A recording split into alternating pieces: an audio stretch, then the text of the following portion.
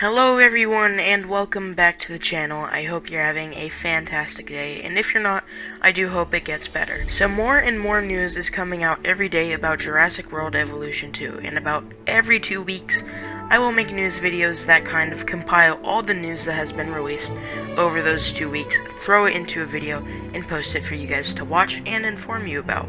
I will also give my thoughts on everything so far, and we have 3 sources for our information today: the Frontier monthly stream, the Game Informer article, and the Feature Focus article. Anyways, let's begin.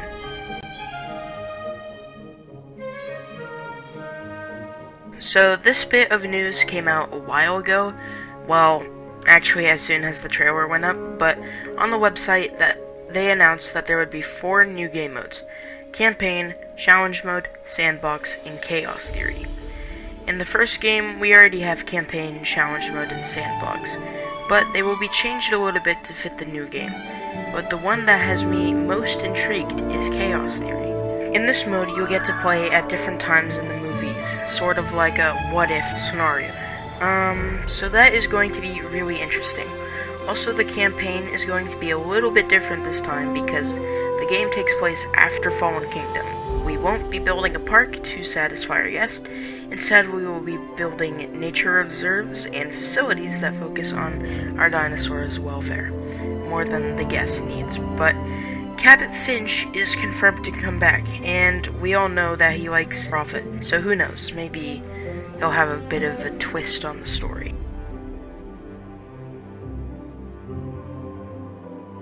In the last news video, we covered modular building, and although modular building isn't confirmed, we are definitely going to get more enhanced creativity by changing colors of our buildings using color wheels, and customizing our buildings with internal customization and external customization. Internal customization, I would imagine, lets us target certain guest types and get a higher rating from certain guest types. External customization will allow us to customize the looks of our buildings, as you can see in this image here. And this has a lot of people excited, including me. Also, the aviary will also be highly customizable by expanding its size and shape.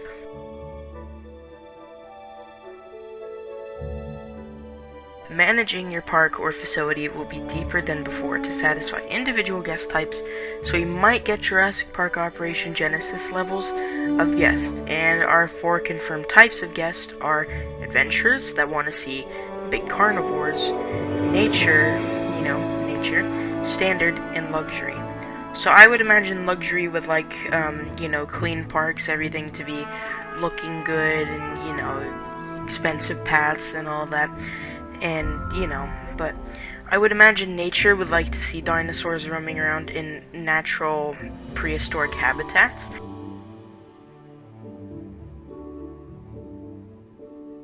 Frontier is doing monthly streams on the last Friday of every month, sharing details about the game, so we know what to expect when playing the game once it's released.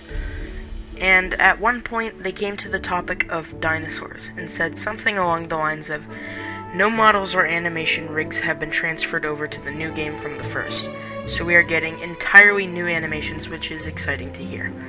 They act more realistic with better reactions to the environments, social interactions, and territorial behaviors." Dinosaur customization is also going to be great, especially the skin system, where we are able to pick from a certain amount of colors and make custom skins for the dinosaurs, which sounds awesome to me.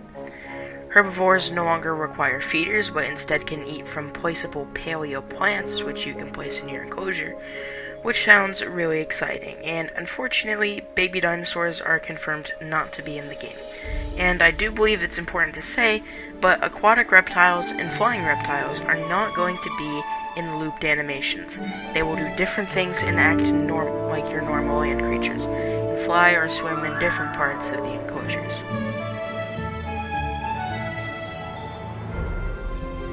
Moving on to the next sources of information, Game Informers gives us a look at 15 confirmed species to appear: Acrocanthosaurus, Allosaurus, Amargasaurus, and Coelophysis, Baryonyx, Brachiosaurus, Camarasaurus, Coelophysis, Mosasaurus, which I know is a marine reptile that existed at the same time as the dinosaurs, Pseudoceratops, Pteranodon, a flying reptile, Raptor, Stegosaurus, Triceratops, and Tyrannosaurus rex. An interesting topic is that raptor is not specified, so it could be any raptor, but it's a Jurassic Park game, so of course we're going to get Velociraptor. But who knows, maybe we'll get Utah Raptor, Pyroraptor, or any other kind of raptor, so yeah.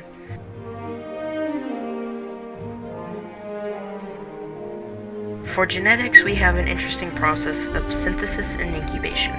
Synthesis and incubation allows you to create a clutch of eggs and genetically alter the dinosaur's DNA for improved lifespan, social traits, and skin patterns, and raise the dinosaur to adult within the hatchery, and then to be released in your park. Also, Andrew Rayner, sorry if I'm saying that wrong, the editor-in-chief of the Game Informer, talks about skins and states that each species has 12 skins and 7 patterns, so we can customize the dinosaur's patterns as well as colors.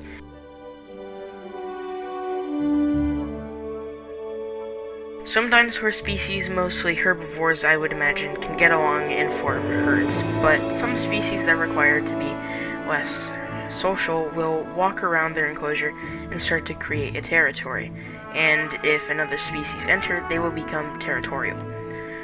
Also, the dinosaur's habitat requirements will be enhanced and ever so changing, while moving around different parts of the enclosure. And as you start to change the environment in the enclosure, you can see the dinosaur's requirements change in real time.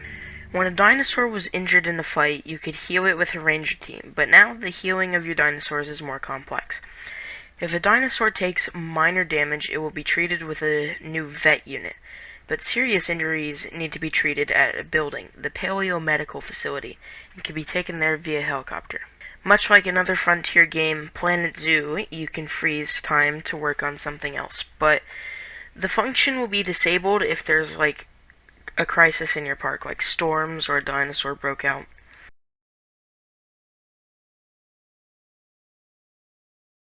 Speaking of storms, we now have new storms, confirmed tornadoes, hurricanes, and sandstorms, and snowstorms. An interesting variety of storms this time around.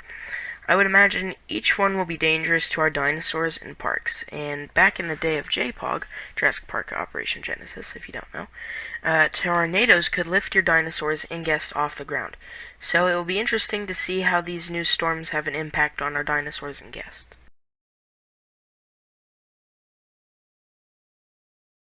So new species profiles dropped, and this time we got the Brachiosaurus and Coelophysis. Let's take a look.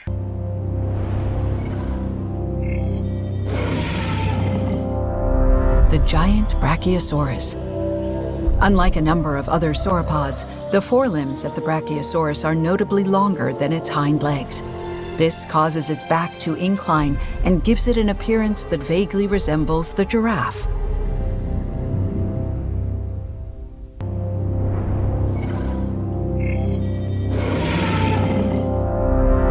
The Coelophysis is a perfect representation of the early theropods. An opportunistic carnivore, a nimble and tireless threat, with a jaw full of sharp, serrated teeth.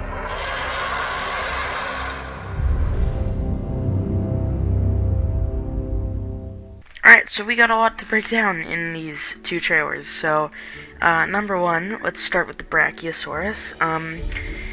So, I said this in the last news video, but the Triceratops and Amargasaurus had different, they had different, backgrounds for the intro of the species field guide.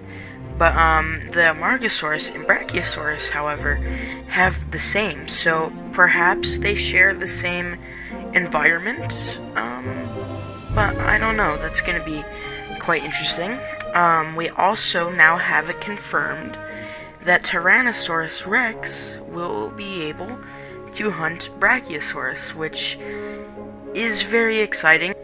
If we keep on moving through the trailer, we get to see a really cool environment, and in the background there, I'm pretty sure we have, some, building for, the guest, or maybe something for science. I don't know, it could be interesting. But yeah, back to the environment, and it looks absolutely amazing. Here you can see the Brachiosaurus walking together. It's very nice. Past a few Triceratops. If you look, one of the Triceratops looks to be staring at the Brachiosaurus, so maybe it's being territorial at the moment. Perhaps. Moving on to the Coelophysis, this time we get a new intro, which is the desert. And this is really exciting. This is probably my favorite species profile so far, just because of how different it is, and it's in fact our first carnivore, actually, so I guess that makes it even more exciting. But straight off the bat, we can see new animations and behavior. So the new animation is it, like, you know, scratching an itch, so then it does like a bit of a shake, so that's cool. And in the background you can actually see two more, and they all have different colors. So the one in front is red with a yellow stripe, and it looks like a white underbelly. The one all the way in the back, it is gray with a yellow stripe and a white underbelly. And then the third one is kind of like a brown, light brown color with a light brown underbelly and a yellow stripe. So yeah, skin customization is really going to be very cool, and I cannot wait. And as you can see, we have some extinct plant life, I believe, and paleo, so maybe, although we don't see it in the trailer, maybe it can share environments with herbivores, I would imagine, because a shocking bit of news that hit us all is that they actually don't pack hunt. So they can exist with bigger herbivores. So I found that really interesting, and I'm pretty sure everyone else did too. In the second clip, we have new animations and behaviors. That is really cool. I like how they kind of, you know, snap at each other, and then they kind of stare at each other, and, you know, they do all these animations, and I like the interactions that they have. It makes them feel way more lifelike. Also, I think I found my favorite Coelophysis. It's green, yellow stripe, and tan underbelly. That's my favorite. And then in the next clip, we can actually see my favorite Coelophysis attacking a goat. So yes, goat is confirmed. Anyways, it looks like it does like a long jump and manages to pin down the goat to the ground and then bites the goat. And that is everything that we know so far about Jurassic World Evolution 2. If you guys did enjoy the video, make sure to leave a like and subscribe, and I'll see you next time. Bye!